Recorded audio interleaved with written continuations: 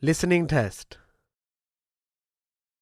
You will hear a number of different recordings and you will have to answer questions on what you hear. You will have time to read the instructions and questions and you will be given time to check your work. All the recordings will be played once only. The test is in 4 parts. Now turn to part 1. You will hear a man telephoning a friend to find out about their local public library. First, you have some time to look at questions 1 to 4.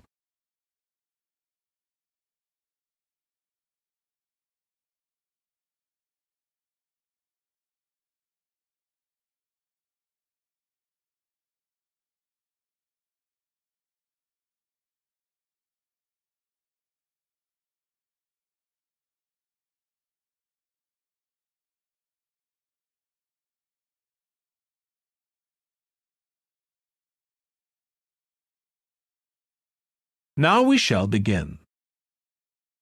You should answer the questions as you listen because you will not hear the recording a second time. Listen carefully and answer questions 1 to 4. Hello? Hi, Susie. It's Paul here. How are you? Enjoying your new job? You're working at the library, aren't you? Yes, I started when the library reopened a month ago. It's great. Actually, Carol and I have been meaning to join for a while. Oh, you should. It doesn't cost anything, and the new library has all sorts of facilities. It's not just a place where you borrow books. For instance, there's an area with comfortable seats where you can sit and read the magazines they have there. Some people spend the whole morning there. Wish I had that amount of time to spend. Yes, you must be pretty busy at present, with the children and everything. We are, yes. But we're hoping to get away this summer. We're thinking of going to Greece. Well, we've got a much larger section of the library devoted to travel books now, so you should come and have a look. I can't remember if there's anything specifically on Greece, but I should think so. OK. Now, Carol's organising a project for the history class she teaches at school. It's about life in the town 100 years ago. Do you have anything that might be useful? Yes. Actually, we've now got a new section with materials on the history of the town and surrounding region. Right. I'll tell her. You can't always find that sort of thing on the internet. Now, in the old library, there used to be a separate room with reference books. It was a really nice, quiet room. Yes, we've put those books in the main part of the library now, but we do have a room called the community room. It can be hired out for meetings, but at other times, people can use it to study. I might use that. It's hard to find anywhere quiet at home sometimes. I can't remember how old your son and daughter are. We've introduced a special section of fiction written specially for teenagers, but they might be a bit young for that. Yes, they would be. Before you hear the rest of the conversation, you have some time to look at questions 5 to 10.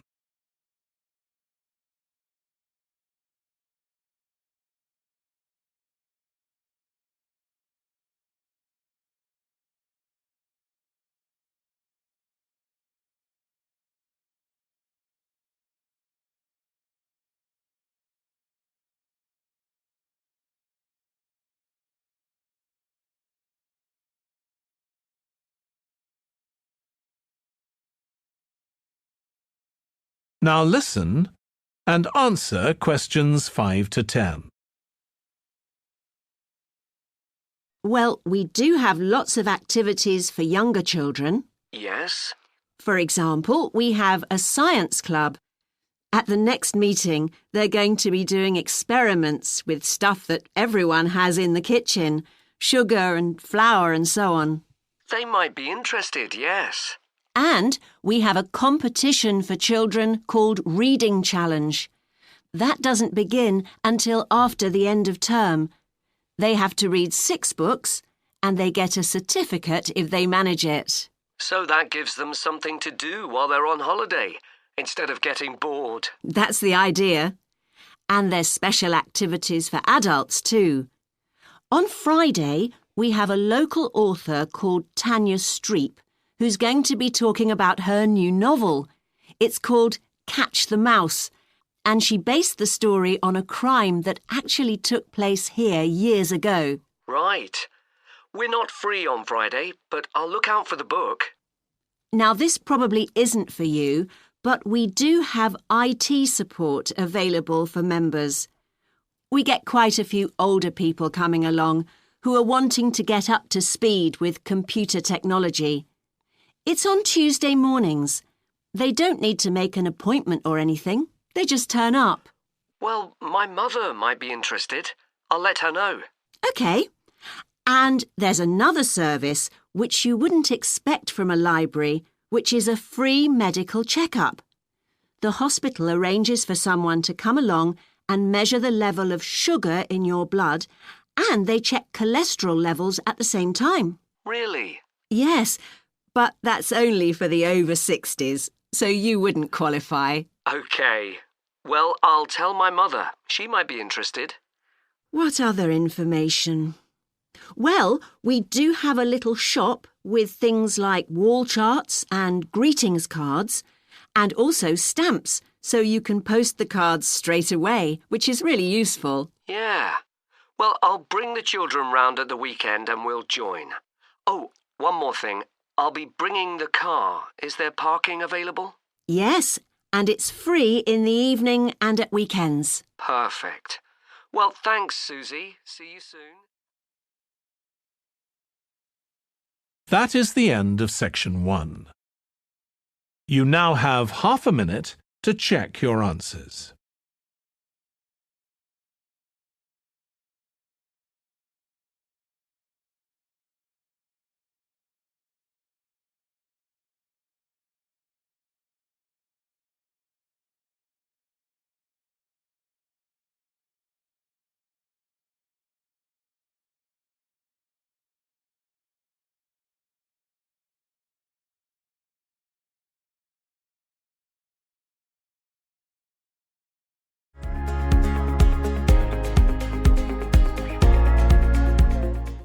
Part 2.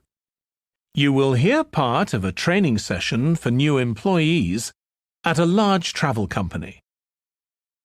First, you have some time to look at questions 11 to 17.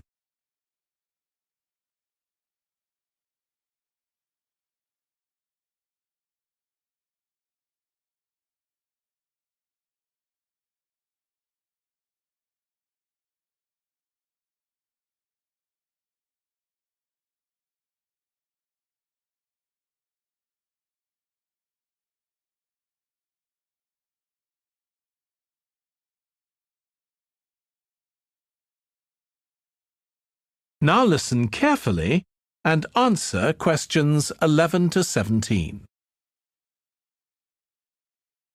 In this session in your training day, we're going to look at some of the more specialized holidays we offer at BC Travel. Now, the travel business is very competitive, and it's important to be aware of how the market's changing and developing. In terms of age groups, the over 65s are an important market, and one that's increasing steadily year on year. The fewest holidays are taken by the 31 to 42-year-olds, and that figure shows no sign of rising. The biggest market at present is still the youngest group, the 16 to 30s, but this group's also seen the biggest drop over the last few years, whereas there's a noticeable growth in the number of holidays taken by the 55 to 64-year-olds. As far as the 43 to 54-year-olds are concerned, bookings there are steady, but I have to say we haven't seen the increase we expected. One trend we're noticing with nearly all age groups is the growing popularity of holidays in which clients do some kind of specialized activity. I'm not talking here about adventure holidays where clients take part in high-risk activities like white water rafting just for the thrill of it. Activity holidays usually involve rather less high-risk sports or things like art and music.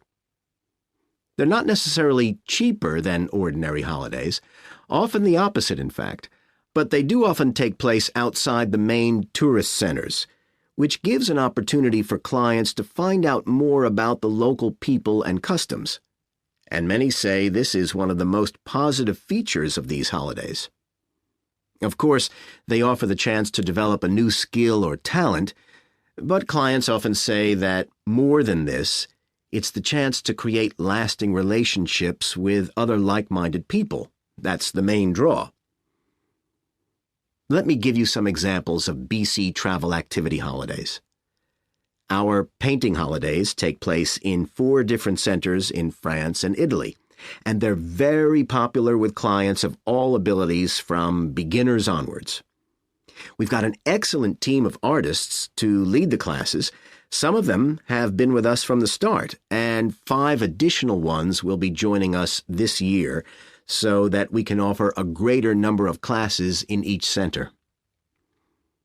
As far as cooking holidays are concerned, I know a lot of agents offer holidays where clients cook recipes related to one particular country, usually the one they're staying in, but we focus on dishes from a great many different ones. Apart from that, you'll find the usual emphasis on good quality organic ingredients. That's more or less a given nowadays, and there are generally some meat-free recipes included. Our photography holidays take place in a wide range of countries from Iceland to Vietnam, and clients have the opportunity to see some stunning scenery. Groups are small, no more than 8, so clients can have one-on-one tuition during the holiday, and excursions are arranged with fully trained guides.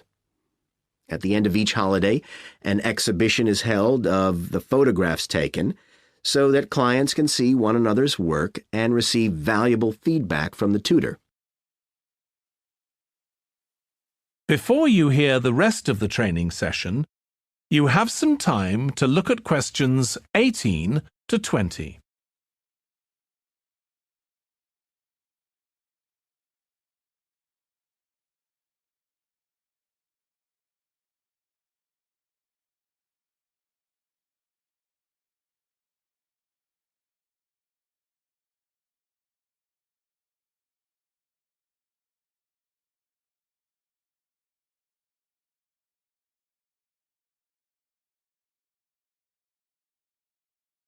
Now listen and answer questions 18 to 20.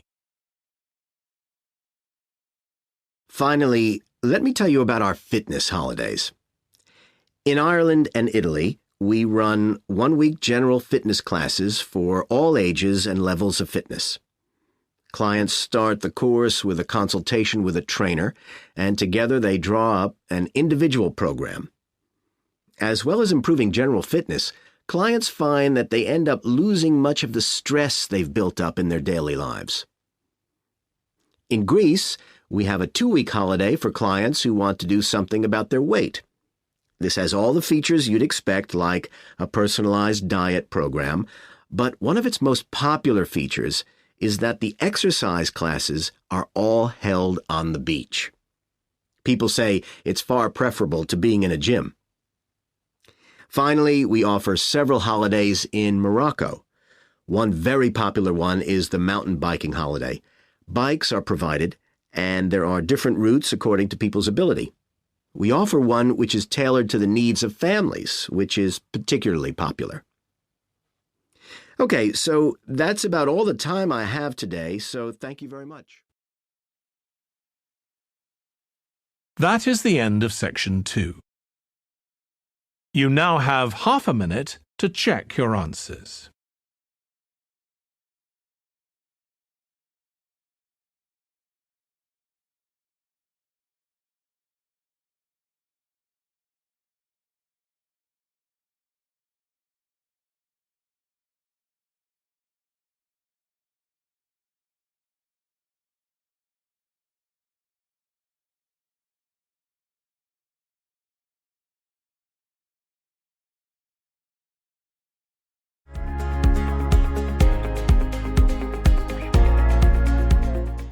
Part 3.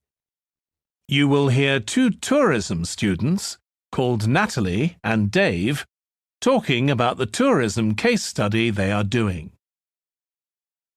First, you have some time to look at questions 21 to 26.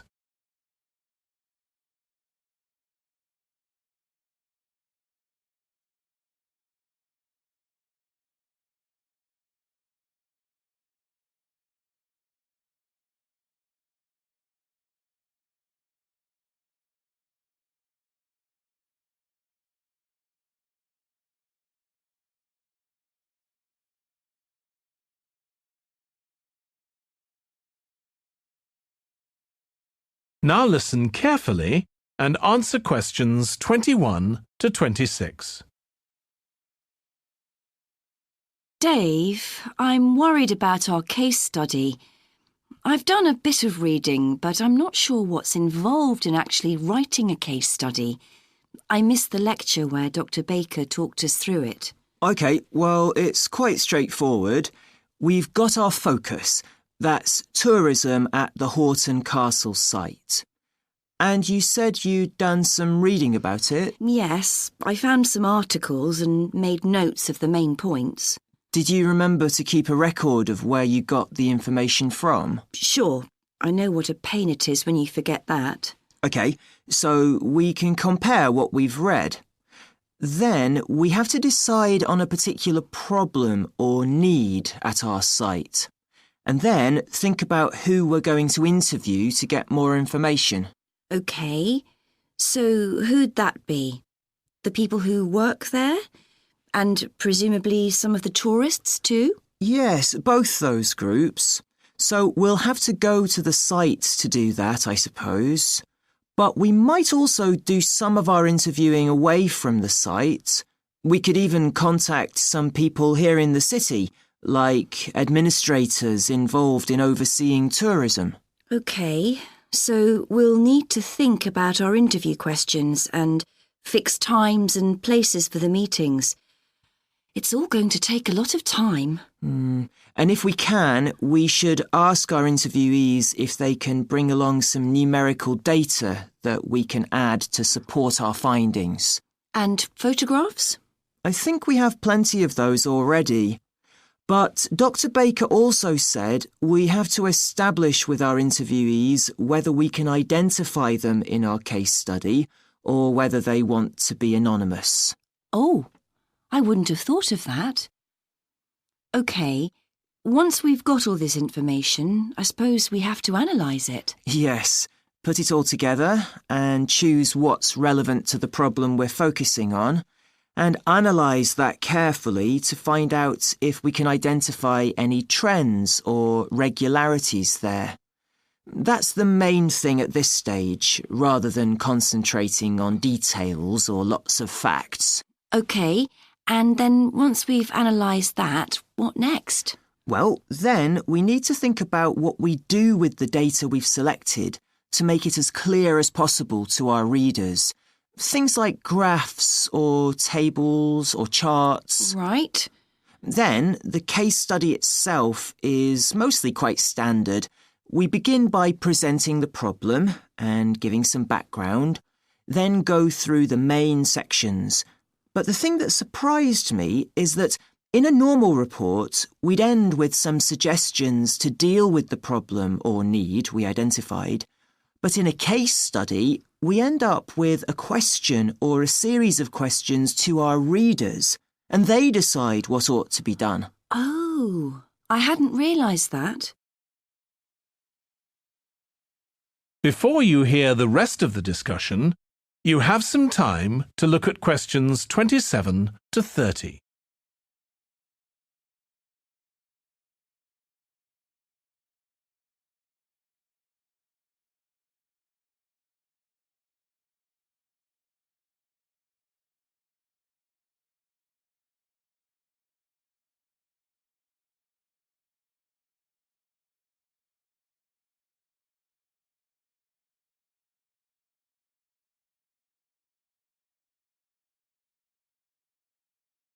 Now listen and answer questions 27 to 30. So, basically, the problem we're addressing in our case study of the Horton Castle site is why so few tourists are visiting it. And we'll find out more from our interviews, but I did find one report on the internet that suggested that one reason might be because, as far as transport goes, access is difficult. I read that too, but that report was actually written 10 years ago when the road there was really bad, but that's been improved now. And I think there's plenty of fascinating stuff there for a really good day out, but you'd never realise it from the castle website. Maybe that's the problem. Yes, it's really dry and boring.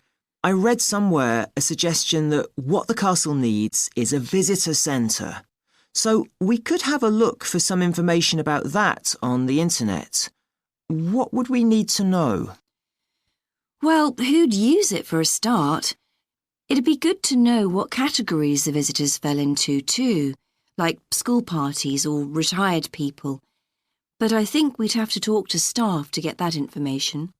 OK, and as we're thinking of suggesting a visitor centre, we'd also have to look at potential problems. I mean, obviously it wouldn't be cheap to set up.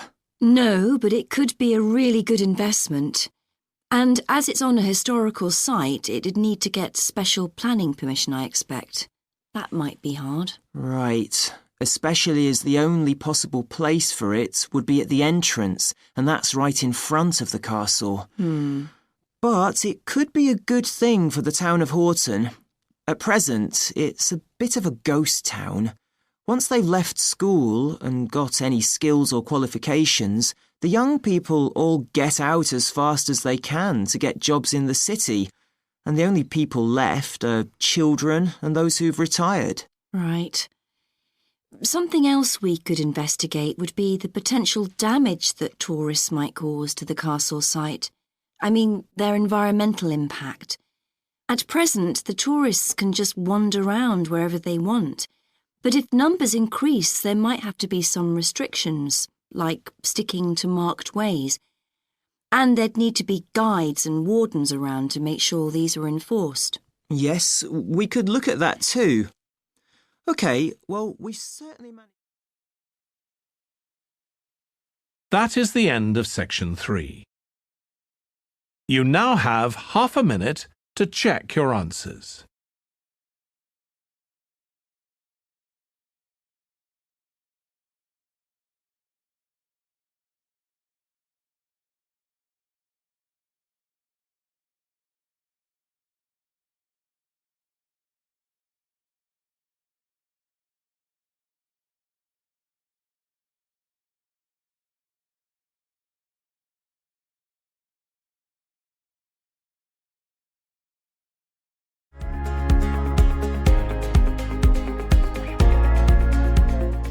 Part 4. You will hear a lecturer on an environmental studies course discussing how birds are affected by environmental change. First, you have some time to look at questions 31 to 40.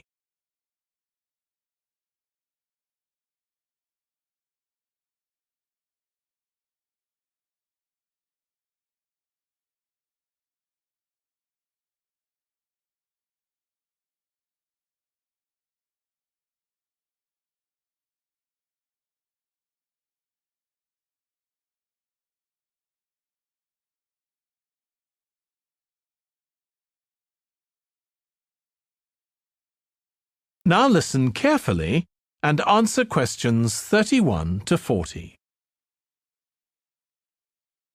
OK, so we've been looking at how man-made changes in our environment can affect wildlife. Now, I'll discuss a particular example. Let's take a look at mercury. Mercury's one of the 120 or so elements that make up all matter, and it has the symbol Hg. It's a shiny, silvery substance. You may have seen it in old-fashioned thermometers, but it's not used much for domestic purposes now because it's highly toxic. But the problem is that the amount of mercury in the environment's increasing. The main reason for this is the power plants used to produce electricity. The main source of energy that most of them use is still coal, and when it's burned, it releases mercury into the atmosphere. Some of this gets deposited into lakes and rivers, and if it's ingested by a fish, it's not excreted. It stays in the fish's body, and it enters the food chain. So, it's been known for some time that birds which eat fish may be affected. But what wasn't known until quite recently is that those that eat insects can also be affected. So, a woman called Claire Varian-Ramos is doing some research on how this is affecting birds. And rather than looking at how many birds are actually killed by mercury poisoning, she's looking for more subtle sub-effects. And these may be to do with the behaviour of the birds, or with the effect of mercury on the way their brain works, so whether it leads to problems with memory, for example. And she's particularly focusing on the effects of mercury on bird song. Now, the process of song learning happens at a particular stage in the bird's development. And what you may not know is that a young bird seems to acquire this skill by listening to the songs produced by its father, rather than by any other bird. And Varian-Ramos has already found in her research that if young male birds are exposed to mercury, if they eat food contaminated with mercury, then the songs they produce aren't as complex as those produced by other birds. So, quite low-level exposure to mercury is likely to have an impact on male birds in a natural situation because it can mean that they're less attractive to female birds, and so it can affect their chances of reproduction.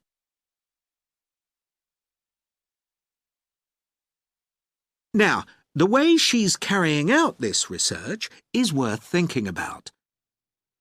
She's using a mixture of studies, using birds kept in laboratories and studies carried out outdoors in the wild. The lab-based studies have the advantage that you don't get all the variables you would in a natural setting. So, the experimenter has a much higher level of control, and that means they can be more confident about their results in some ways. And of course, they don't have to worry about going out and finding the birds in order to observe them. So, what are the implications here for humans? Well, because many birds are migratory, they may be transporting mercury far from contaminated sites. For example, it's been found that ducks who'd been feeding at a contaminated site were later shot by hunters over 1,000 kilometres away, and presumably eaten. But these birds likely had mercury levels high enough to warrant concern for human consumption. In addition, going back to song learning by birds, we saw that this may be affected by mercury contamination. Well, we also know that in humans, mercury causes developmental delays in the acquisition of language, and in fact this process is very similar in the brain regions it involves, and even the genes that are involved. But mercury contamination has other important implications for humans as well. It's now known that an unborn child can be affected if the food eaten by its mother contains high levels of mercury, and these effects can be quite substantial. In the end, it comes down to whether more value is placed on human economic well-being or environmental well-being. It's true there are new regulations for mercury emissions from power plants, but these will need billions of dollars to implement, and increase costs for everyone. Some argue that's too much to pay to protect wildlife. But as we've seen, the issues go beyond that, and I think it's an issue we need to consider very carefully. That is the end of section 4. You now have half a minute to check your answers.